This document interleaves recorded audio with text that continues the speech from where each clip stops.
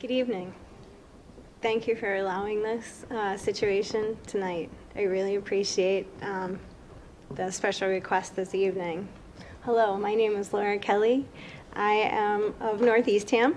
I am a land designer specializing in native vegetation and custom stonework. I've become the Green Initiative Consultant for Provincetown and wish to continue to educate other towns and residents that work with nature. We can create sustainable systems that are cost-effective and less harmful for a cleaner future. I noticed many flyers and brochures in your town hall the last time I was in town, and I just want to say thank you for your dedication. It's obvious that you guys really care about quality of drinking water. I just wanted to bring us all kind of in the same page here, and what is done in one area of Cape Cod affects all of us. We consume water from the same table of water. So this is about NSTAR and their use of 5 different types of herbicides on power lines for vegetation overgrowth. NSTAR is mandated by the state of Massachusetts to maintain vegetation overgrowth along 150 miles of power lines on Cape Cod. But they are not mandated to use herbicides to complete this task. It is their choice to use herbicides. Personally, I love NSTAR. I'm addicted to electricity, and first to admit it. So it's not anything like about that. It's just that I don't want them using herbicides to keep lights on. You know, there is other effective ways that are cost solutions available, so both sides can come together and take good care of our land. I've seen NSTAR's VMP, that's the Vegetation Management Plan, the last 5 years, and I think it sounds really good. They speak of spraying, targeting only plants that may become large enough to take down electric wires. They speak of using less and less herbicidal applications over time. That sounds really good. I agree. I just don't see it working out that way. Throughout the years, NSTAR has mowed successfully, yet each time you cut certain plants back, you end up stimulating more growth, creating large root systems, which grows more suckers. So yes, we want NSTAR to maintain vegetation to protect our electricity, but in using herbicides to do so, it will kill living organisms essential for plant life. In my eyes, it is okay to maintain vegetation above ground without harming anything below the ground in the process. We live in a big sandbar, so it is especially necessary not to harm our drinking water. Where's the tipping point? We really don't know. Over the past 2 months, I requested to be on the agenda of the Board of Selectmen for all 15 Cape Cod towns. At this point, 14 towns have written, in their own words, a document they signed stating they do not want NSTAR to spray this year or beyond on Cape Cod. The town of Dennis writes, the top few inches of soil on Cape Cod is living, breathing, life-sustaining.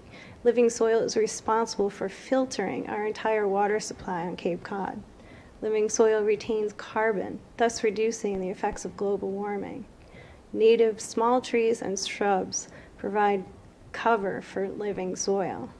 The trees and shrubs release clean oxygen into our atmosphere. In the past, NSTAR has demonstrated responsible and sustainable management practices regarding power line easement with selective cutting and mowing. These practices protect the soil's capability to filter our water rather than kill it by the application of pesticides and herbicides that leach into our finite water supply, toxins that harm the health of residents along with native plants and wildlife species.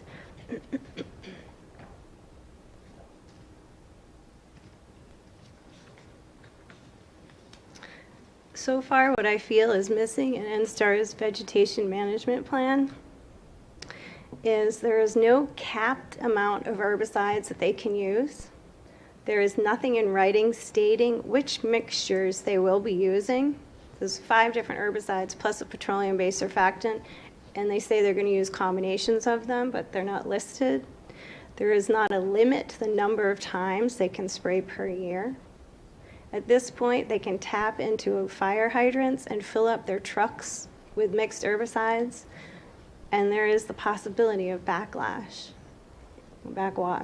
There's nothing stating that they will only clean their trucks in hazardous chemical areas as well.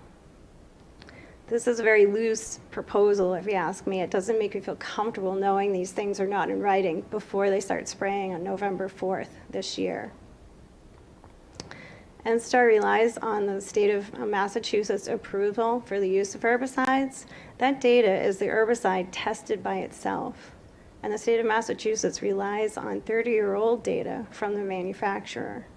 I'd like to ask NSTAR to fund a third-party testing on sandy soil to prove there is no harm in mixing herbicides. Considering we live in an area that is proven to be high cancer rates, why do we want to add more to the mix? Especially when, in this case, there are other options that are successful. Considering we live above our sole source aquifer and many other communities, there's other committees and organizations that are working diligently to protect and preserve. Why should NSTAR be allowed to hinder their work? How does this make sense to fix water issues we know will cost hundreds of thousands of dollars to clean up, and then allow spraying of herbicides in places where there are alternative solutions? This is a well-defined risk. The power of our utility is possibly threatening our health. Cape Cod should be exempt from all herbicidal applications now and forever. Granted, homeowners are allowed to use some of these herbicides currently. That doesn't mean we should allow more on our sandy soil. In a time when we are talking about reducing fertilizers on Cape Cod, thanks to the help of the Cape Cod Commission, we are discussing the 208 wastewater plan as well. We're working towards lessening nitrogen and assorted risks in our drinking water. We're coming together as a community to find ways to protect natural resources here. We plan to educate residents and businesses as well that they're impacting drinking water. In the meantime, we must advocate the precautionary principle in this situation. If you could use non-chemical means for this area, why wouldn't you? Herbicides are an unnecessary risk for our soil biology and ourselves. Even though NSTAR says it costs less to use herbicides to maintain vegetation, it far outweighs the safety of residents, right? On NSTAR's environmental policy, it reads clearly, continually seeking opportunities to prevent or reduce pollution, conserve water resources, and use eco-friendly products and services. Well, in this case, let's do it. My first choice is what's called radiant heat weeders, and it's managing without the use of herbicides. Canada uses this successfully, so I'll pass this to you guys and can read it later. Basically, it's a kind of a sprayer that has a form of heat that, with the moisture inside the plant foliar, it makes it kind of explode and wilt, and it's almost an instant. It turns into food for microorganisms in the soil biology. We are asking NSTAR to become the leaders in helping to reduce the impact of herbicides on Cape Cod. We realize some of the herbicides NSTAR plans to use are on the shelves in locally based stores, but NSTAR will be introducing new chemicals to Cape Cod that are not allowed in public hands. NSTAR, please decide on your own to refrain from using herbicidal applications, and you will be looked up to as heroes if you do. Now is the time to get involved because we live here and we are the stewards of Cape Cod. Currently, this is a comment period that NSTAR has allowed us to do, so please do comment until November 1st, or feel free to go to www.POCCACapeCod.org for more information. So thank you, Board of Selectmen, for doing all you can in your power to keep our lights on without herbicidal use to do so. And thank you, NSTAR, for taking these considerations and concerns really seriously. Please allow a time and place to discuss alternatives to herbicidal use for Cape Cod. As we have educated each other for the past 4 years, I look forward to working with you on this through the seasons of time. Thank you very much. Any questions from the board? Mr. Murphy. I just have a couple. Number one is POCCA. Is that an established organization in the state of Massachusetts, or? Just about, yep. We're filling out forms for a 501c3 currently, yep. So you're not yet? Not yet. Okay. And how many folks are currently in your grassroots to make this an organization? Oh gosh, good question. Close to 100. There's members, there's advisory boards, we have a lawyer. Okay, and you make a lot of references to sandy soil. You do realize that different parts of the Cape, there are different soils.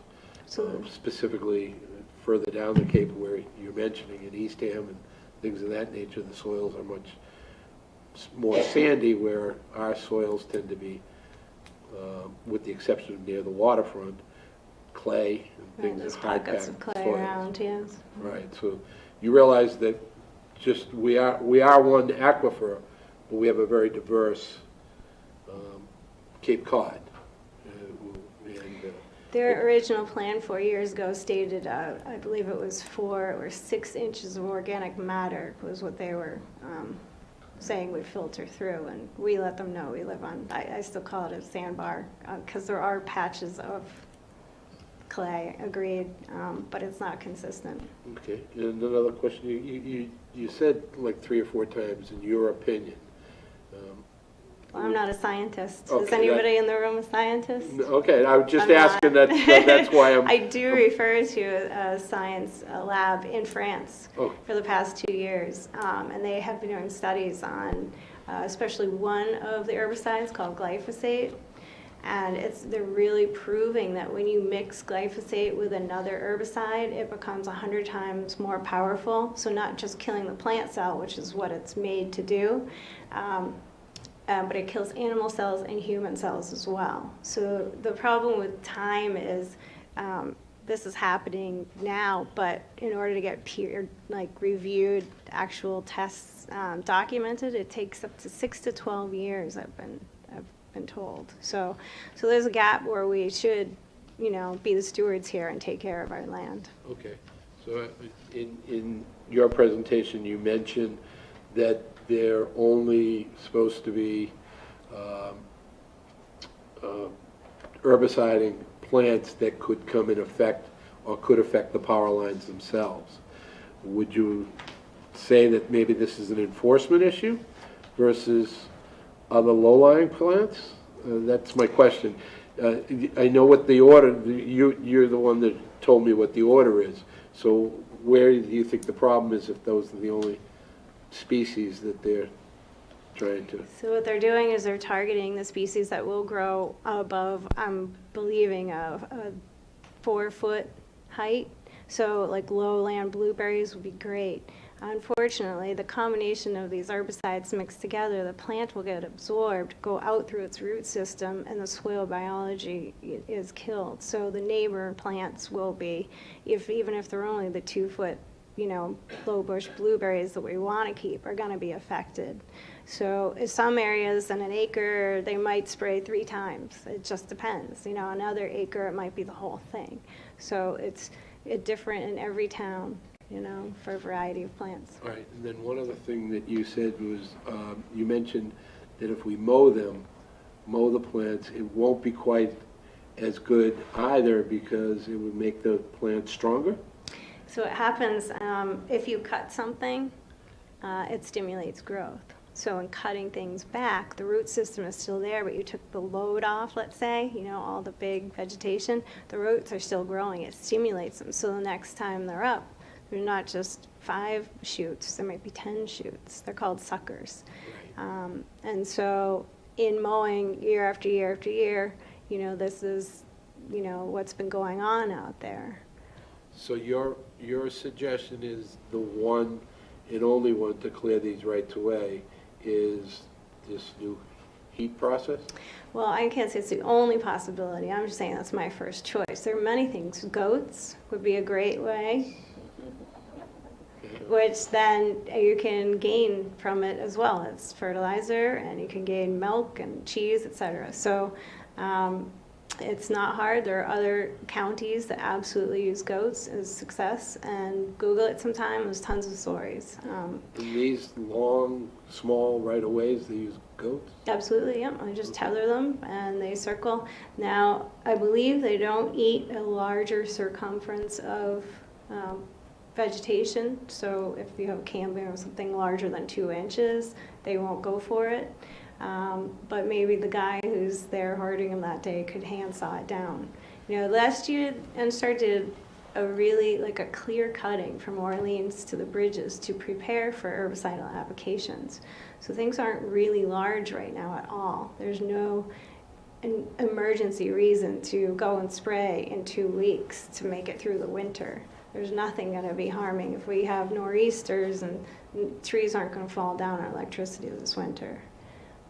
So if we could take the time to do more studies, if we could have a moratorium and ask NSTAR to test these herbicides together, then we would feel more comfortable if the test results come back that there is no problem. That's where I'm at. Okay, I'm done with my questions, thank you. I have quite a few questions. Maybe I can condense it. First of all, I thought your report was just perfect. I thought as I listened to every sentence that I was agreeing with you.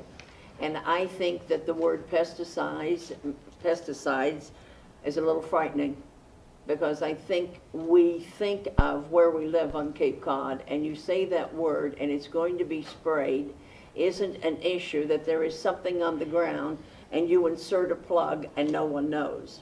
Spray goes into the air and into the soil. And it's not as if we live in a community that they call cement communities. And they have tall buildings and they have a lot of parking lots, and there's probably not much that they have to spray there. But we're on Cape Cod, and if there's 14 communities who have agreed to see if there's a moratorium, I certainly would not want Falmouth to be the one that says, no, let's just spray as much as you want to spray. Thank you. So I appreciate your report. I read it thoroughly. I went back and read it again. And I have circled and underlined, and you basically have answered all of my questions, because there has to be another solution to take care of any vegetation.